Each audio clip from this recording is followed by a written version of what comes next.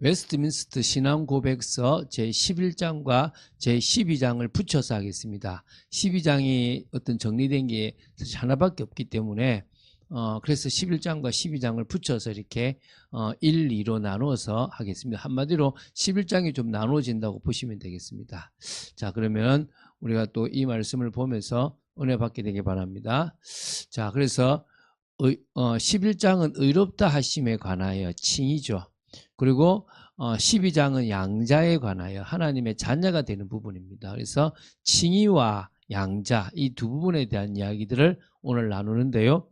나누어서 우리 오늘은 의롭다 하심이 다 이렇게 4항까지 보는 걸로 이렇게 되어 있습니다. 자, 서론에서 먼저 칭의, 의롭다 이제 하심인데요. 이 의롭다 하심에 대한 개념을 좀 이해했으면 좋겠습니다. 의롭다 하심을 우리가 이제 어떻게 보냐면 이신칭이라 그럽니다. 그냥 의롭다 하심이 아니라 행위를 해서 의롭다 하심을 받는 것이 아니라 믿음으로서 의롭다라고 칭해준다, 의롭다라고 해주신다는 겁니다. 사실은 되게 엄청난 거죠.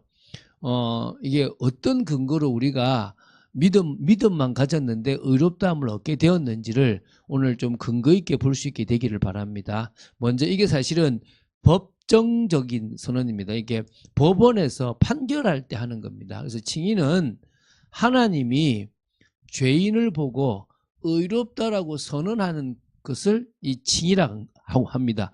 의롭다고 칭해 주는 거죠. 그러니까 본질적으로 이런 상태적인 변화가 아니라 신분의 변화를 말하는 겁니다. 여전히 죄 짓고 있는 모습입니다. 그래서 여러분 죄인 같은 의인이냐 의인 같은 죄인이냐 볼 때 죄인 같아 보입니다. 늘 죄를 짓습니다. 그런데 주님이 의롭다라고 했으니까 의인이 된 거죠. 그러니까 죄인 같아 보이는, 죄인이라고 말할 만큼 상태적으로는 무너져 있지만 법적으로 하나님이 신분적으로 의롭다라고 인정해 주셨던 그런 변화를 우리는 이 칭의라고 하는 겁니다. 근데 이 칭의라고 하는 의롭다 하심의 근거는 원인이 되는 거죠. 뭐냐? 예수 그리스도의 대속과 의입니다. 그러니까 예수님께서 대신 우리를 위해서 십자가에 죽으신 그 은혜가 우리에게 의로 오게 되는 겁니다. 그래서 죄인은 예수 그리스도를 믿음으로 말미암아 의롭다 된다고 여겨지는 겁니다. 예수 그리스도의 그 믿음이 없이는 우리 의롭다함을 얻을 수가 없다라고 보시면 됩니다. 그래서 신구약적 배경을 볼 때 구약 시대는 율법을 준수해서 의에 이르려 했지 않습니까? 물론 구약과 신약이 사실은 같은 이야기를 합니다. 그러나 구약 시대에는 율법을 지켜서 의에 이르려고 했습니다. 그런데 신약 시대에 와서 아니다. 예수 그리스도의 십자가와 부활을 믿음으로 의에 이르는 것이 가능해졌다는 겁니다. 그런데 사실은 구약도 믿음으로 말미암아 의롭다함을 얻는 거고 신약도 믿음으로 말미암아 의롭다함을 얻는 겁니다. 창세기 15장 6절에 아브라함이 하나님을 믿음에 그것을 의로 여기셨다 그랬습니다. 하나님을 믿는 아브라함의 믿음을 의로 여긴 겁니다. 뭘 믿는 믿음입니까? 하나님과 언약, 메시아, 그 모든 것들을 믿는 그 믿음을 의로 인정하신 거죠. 사실은 구약의 배경은 율법을 준수해야 된다라고 생각하지만 구약이든 신약이든 다 사실은 그러니까 오실 메시아든 오신 메시아든 예수 그리스도 그분에 대한 그림자의 믿음이든 사실적인 믿음이든 믿음이 있어야만 구원받는 것은 동일합니다. 그건 나오지만 핵심적인 배경은 구약은 율법을 지켜야만 의로워진다라고 계속 이야기를 해왔습니다. 사실 그게 안 되는 부분들을 신약에 와서 바울이 설명을 했던 부분들이 있는 거죠. 그죠? 그런 의미에서 우리가 사실은 믿음과 율법이 다른, 복음과 율법이 다른 얘기를 하는 것이 아니라 결국은 율법 자체가 복음 아니면 안 된다는 것을 얘기해 준다는 사실을 늘 명심하고 같은 부분, 결국 공의라고 하는 부분들이 이루어져야 된다는 것을 명심해야 될 줄로 믿습니다. 우리가 그 부분을 조금 더 깊이 있게 볼 수 있게 되기 바랍니다. 자, 그러면 이제 11장 1항부터 보겠는데 11장은 의롭게 하심에 관하여입니다. 자, 1항부터 본다면요. 이 1항은 칭의, 의롭다 하심에 대한 일반적 서술에 대한 부분입니다. 그래서 하나님께서는 효과 있게 부르신 이들을 또한 값없이 의롭다 하셨다. 효과 있는 부르심을 우리는 유효적 부르심, 성령의 부르심이라 그럽니다. 그러니까 소명에는 우리가 전도하는 외적 부르심이 있고 성령께서 효과 있게 부르시는 내적 부르심이 있습니다. 내적 부르심을 효과 있는 부르심이라 그러고 그 부르심에 들어온 자들은 결국은 중생과 결국은 양자까지 가는 은혜가 있게 되겠죠. 그죠? 근데 어쨌든 효과 있게 부르신 이들, 성령으로 내적으로 부르신 이들을 또한 값없이 의롭다 하셨습니다. 하나님의 의를 전가시키셨습니다. 하나님께서 의롭다라고 우리에게 인정해 주셨단 말입니다. 근데 그것이, 그러니까 그들이 누구죠? 효과 있게 부르신 이들이 무엇을 행하였기 때문이 아니라 행위가 아니라는 겁니다. 에베소서 2장 9절에 있는 것처럼 행위로 말미암지 않기 때문에 누구든지 자랑하지 못한다 그랬습니다. 이거는 뭡니까? 하나님의 선물이다라고 얘기하죠. 그죠? 그래서 무엇을 행하였기 때문이 아니라 순전히 그리스도의 은혜로 말미암은 것이다. 그리스도의 은혜가 우리에게 와서 전가되어진 겁니다. 그래서 전가라는 이야기를 할 겁니다. 입혀진 거죠. 그죠? 자, 그들의 신앙적 행동이나 순종 그 자체를 보고 의롭다 하신 것이 아니라 여기서 그들이 누구죠? 효과 있게 부르신 이들. 다시 말하면 택하심을 받은 자들의 신앙적 행동을 보고 인정해 줄게. 이게 아닙니다. 그들이 순종하는 걸 보고 그 자체를 보고 의롭다 하신 것이 아닙니다. 단지 예수 그리스도의 순종과 공의라는 거예요. 그러니까 예수 그리스도께서 이 택하신 자들을 대속하기 위하여 순종하신 것. 뭐에 순종하셨죠? 하나님의 말씀에 순종하신 것과 하나님의 공의를 만족하게 하신 것을 보시고 의로움을 전가시켜 주셨습니다. 똑같이 입혀 주셨습니다. 그래서 의롭다라고 인정해 주신 것입니다. 그리고 믿음으로 그리스도를 영접하고 그분을 예수 그리스도를 의지함으로 의롭게 된 것이다. 우리는 믿음으로 된 겁니다. 이 믿음은 효과 있게 부르신 이들 그들의 행위에서 나온 것이 아니라 하나님의 선물이다. 전적인 하나님의 은혜라고 할 수 있는 겁니다. 그래서 로마서 8장 30절에 또 미리 정하신 그들을 또한 부르시고 부르신 그들을 또한 의롭다 하시고 의롭다 하신 그들을 또한 영화롭게 하신다 그랬죠. 그러니까 정하신 그들을 효과 있게 부르십니다. 그게 효과 있는 부르심입니다. 그리고 너희는 하나님으로부터 나서 그리스도 예수 안에 있고 예수는 하나님으로부터 나와서 우리에게 지혜와 의로움과 거룩함과 구원함이 되셨으니 우리는 예수 그리스도 때문에 지혜가 생기고 의로움이 생기고 거룩함이 생기고 구원함이 생기는 겁니다. 그래서 빌립보서 3장 9절에 예수 그리스도 안에서 그 안에서 발견되려 함이니 내가 가진 의는 율법에서 난 것이 아니요. 그렇죠? 우리의 행위나 우리의 어떤 신앙적 행동이나 순종 그 자체로 된 것이 아닙니다. 오직 그리스도를 믿음으로 말미암은 것입니다. 곧 믿음으로 하나님께로부터 난 의다. 이 의가 진짜죠. 그죠? 그래서 우리가 이 일반적 서술에서 좀 볼 게 뭐냐면 결국 우리가 영접, 회개하고 믿는 것 그것이 값없이 의롭게 됨과 그 의롭게 됨으로 이어지는 겁니다. 그러니까 영접이 결국 회개하고 그분을 온전히 믿는 거죠. 받아들이는 거죠. 그럴 때 우리는 값없이 의롭게 되는 거죠. 그래서 이렇게 나오잖아요. 하나님의 전적인 은혜를 받은 사람이 효과 있게 부르신 이들이겠죠. 믿음을 가지게 되는 겁니다. 그러니까 전적인 하나님의 은혜를 받아야만 믿음이 생기죠. 영접하게 되는 겁니다. 행위가 아니기 때문에 자랑할 수가 없습니다. 이거는 전적으로 하나님의 선물입니다. 에베소서 2장 8절 9절 이 두 말씀이 여러분 마음속에 잘 박힌 모처럼 박혀지게 되기를 바랍니다. 이게 일항이 말하는 겁니다. 상당히 중요하죠. 그죠? 오늘 우리가 칭의를 할 때 하나님이 예수 그리스도의 그 순종하심과 공의를 만족하게 하신 십자가의 죽으심과 부활로 말미암아 그 의를 우리에게 전가시켜 주심으로 우리를 의롭다 하신 건데 우리가 필요한 것은 믿음밖에 없습니다. 그래서 그것은 하나님의 선물입니다. 자, 그래서 오늘 일반적으로 칭의 의롭다 하심에 대한 전체적인 설명을 했습니다. 자, 그러면 오늘 두 번째는 칭의 의롭다 하심의 수단은 뭐밖에 없단 말이죠? 믿음입니다. 우리의 행위나 우리의 노력이 전혀 들어가지 않습니다. 아까 일반적으로 쭉 하나님께서 예수님의 의를 우리에게 주신 건데 그 의를 받아 누리는 방법, 수단은 믿음밖에 없습니다. 자, 한번 보겠습니다. 이와 같이 믿음은 그리스도를 영접하고 의롭다함을 받는 유일한 방편이다, 수단이다. 그러나 그 믿음이 어떤 심리 상태로만 고립되어 있는 것이 아니다. 말로만 믿는다든지 내 마음에 있는 것이 아니다, 이 말입니다. 구원 성취에 필요한 다른 은사들이 믿음의 열매로 함께 작용한다. 하나님께서 구원 성취에 필요한 여러 가지 부분들을 같이 정말 은사로 주셔가지고 믿음의 열매들과 함께 작용해서 그 의롭다함이 완전해지는 거죠. 그러니까 칭의가 성화까지 가고 영화까지 가게 돼 있다, 이런 의미로 보셔도 됩니다. 자, 그래서 믿음은 홀로 떨어져 있지 않습니다. 그냥 믿음은 말로만 믿는다, 그냥 순수하게 믿음이라고, 이건 죽은 믿음이라고 볼 수 있는데 그게 아닙니다. 사랑으로 역사하는 겁니다. 결국 우리는 뭡니까? 우리의 믿음은 산 믿음, 결국은 주님을 향한 사랑이 사실적인 믿음이 되는 겁니다. 그래서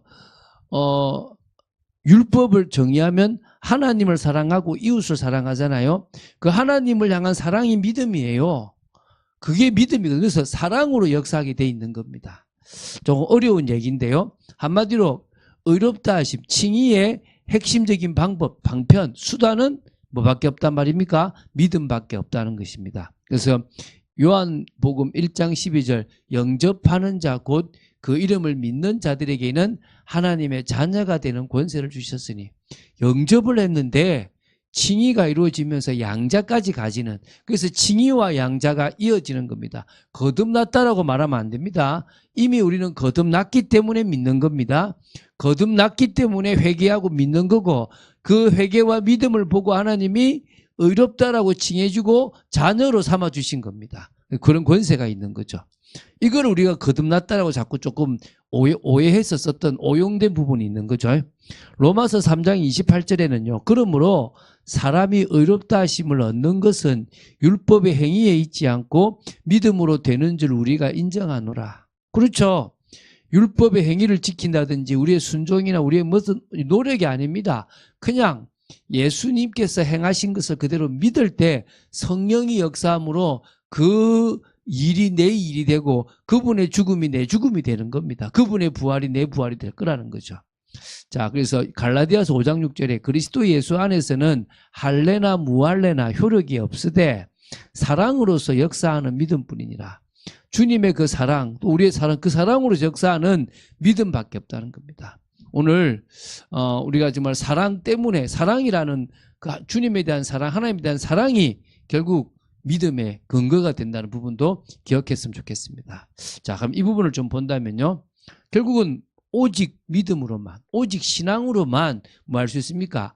칭의가 되어지는 겁니다. 그래서 칭의, 의롭다 하심은 그 의롭다 하심의 유일한 수단이며 도구가 오직 믿음이라는 겁니다. 다른 방법은 없습니다. 두 번째, 칭의, 의롭다 하심의 유일한 근원적 원인은 우리가 믿음이라고 하는 내용인데 뭡니까? 십자가에서 인간 대신 피 흘리신 예수님의 공로가 우리의 믿음의 내용입니다. 그것이 바로 유일한 근원적 원인입니다. 칭의 의롭다 하심을 위한 믿음은 사랑으로 역사하는 믿음입니다. 사랑이라는 부분이 없다면 우리의 믿음은 죽은 믿음이고 홀로 그냥 떨어져 있는 믿음이지 사실적인 믿음이라고 할 수 없다는 겁니다. 칭의 의롭다 하심을 받은 자들이 성령의 역사로 성화에 이를 수가 있습니다. 갈수록 이제 진정으로 그 믿음을 지킨다라고 하죠. 자, 우리는 내가 행위를 잘했기 때문에 구원받는 게 아닙니다. 그러면 아무 때나 살아도 되냐? 그게 아니에요. 우리 믿음을 지켜야 됩니다. 믿음을 지키는 것이 일부 우리가 순종이 되는 겁니다. 자, 우리가 티켓이 필요했는데 누군가가 그 티켓을 공짜로 줬어요. 그럼 내가 이 티켓은 내 노력으로 생긴 게 아니라 누군가가 나한테 줬잖아요. 내가 믿음 하나를 보고. 근데 이 티켓을 그때부터 계속 내가 소유하고 있고 이 티켓을 내가 낼 때까지 가지고 있는 노력은 내 노력이에요. 이해가 되십니까? 아무렇게나 놔두면 잃어버리겠죠. 또 쉽게 손에 있으면 누가 들고 갈 수도 있겠죠. 믿음을 지킨다는 것은 행위라는 개념보다는 순종이라는 개념, 구별된 성화의 과정을 말합니다. 근데 그게 구원이 아니라 구원을 받았기 때문에 그 구원을 유지하는 거예요. 근데 이게 되게 기차의 레일과 같다는 거예요. 로마서와 야고보서가 기차의 레일의 믿음인 거예요. 율법 행위가 아니라 그냥 오로지 예수님의 십자가를 믿는 믿음이 구원을 얻고 자녀가 되는 칭의를 얻고 자녀가 되는 방법입니다. 그런데 그 믿음이 완전한 믿음이 되려 그러면 행함, 순종으로 이어져야만 그 믿음을 지킬 수 있는 겁니다. 그래서 로마서와 야고보서가 합쳐져야만 온전한 믿음이라고 말할 수 있는 겁니다. 하나만 강조하는 사람 잘못됐습니다. 네가 믿는다면 이러면 안 되지라고 하면 그건 잘못된 거예요. 그러나 믿으면 끝났다, 좀 되지어도 된다, 그것도 잘못된 겁니다. 우리 데살로니가전서 5장 23절에 있는 것처럼 우리 주일에 얘기했잖아요. 영과 혼과 몸이 주님이 오실 그때에 흠없이 되어야 됩니다. 고린도전서 5장에 보면 제가 얘기했잖아요. 교회 안에 아주 음행을 행하는 사람이 있습니다. 그 사람을 내쫓으라 그래요. 사단에게 내주라 그래요. 왜 그러냐? 그래야만 그 육은 내주더라도 영을 구원할 수 있다라고 얘기해요. 그게 5장 5절에 나와요. 그러니까 잘못된 사람을 잘못됐다라고 말하고 그 교회의 공동체에서 쫓아내는 일이 있더라도 강하게 해야만 그 사람이 진정으로 말할 수 있단 말이죠. 돌아설 수 있는 기회가 생기는 겁니다. 괜찮다라고 해버리면요, 기회를 잃어버리게 만드는 겁니다. 우리는 육도 혼도 영까지 다 흠없이 보존되는 그런 온전한 믿음을 가지고 있는 거죠. 그게 성령의 역사로 성화라는 겁니다. 우리는 그 얘기를 하고 있는 겁니다. 이게 강조되면 안 돼요. 우리의 강조점은 당연히 믿음이라는 겁니다. 근데 그 믿음이 말로만 하는 믿음이 아니기 때문에 순종이라고 하는 부분들이 있을 뿐입니다. 잘 조화롭게 이야기하는 여러분 되시기 바랍니다. 자, 이제 사망입니다. 자, 이건 어떠냐? 전적인 은혜성입니다. 자, 또 읽어보겠습니다. 사망을요. 그리스도는 그의 순종과 대속의 죽음을 통하여 의롭게 된 사람들의 죄의 빚을 청산해 주셨고, 그로 말미암아 죄를 반드시 벌어야 하는 아버지의 공의도 만족하게 하셨다. 그러니까 예수 그리스도가 하나님의 사랑과 하나님의 공의를 만족하잖아요. 뭘 통해서요?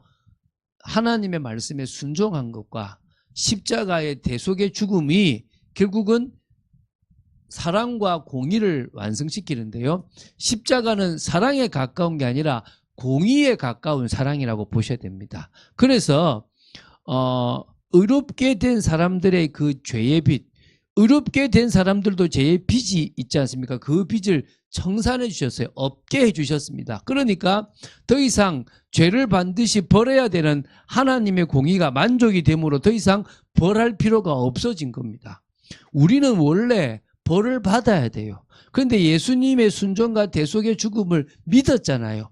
그 믿음으로 말미암아 우리가 의롭게 돼서 우리 죄의 빚이 청산된 거예요. 해결이 된 거죠. 그러니까 공의가 만족이 됐으니까 우리는 더 이상 죽을 필요가 없습니다.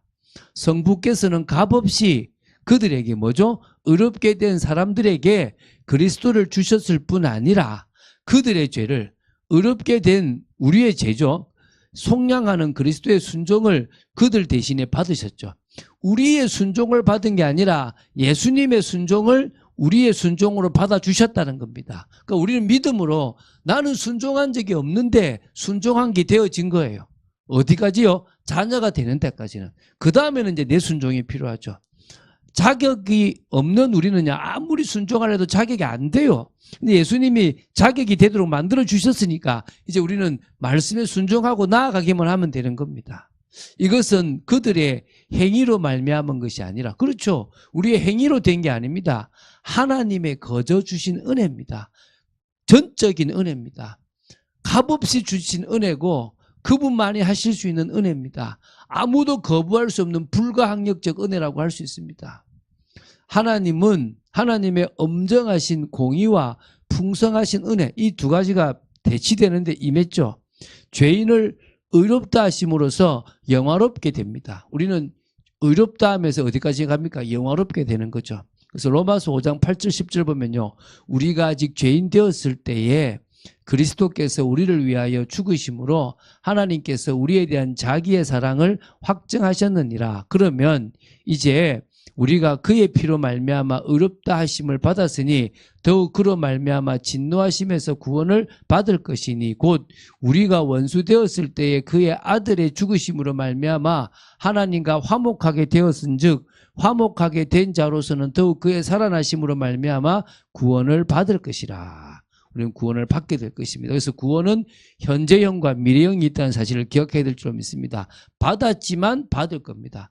아직 우리가 확정이 완전하게 우리가 완성되어지지는 않았다는 부분들을 기억하시고 확정된 것만으로도 감사하시면 되겠습니다. 디모데전서 2장 5절에는요. 하나님은 한 분이시요 또 하나님과 사람 사이의 중보자도 한 분이시니 곧 사람이신 그리스도 예수라. 예수 그리스도가 중보자가 되어 주시는 거죠.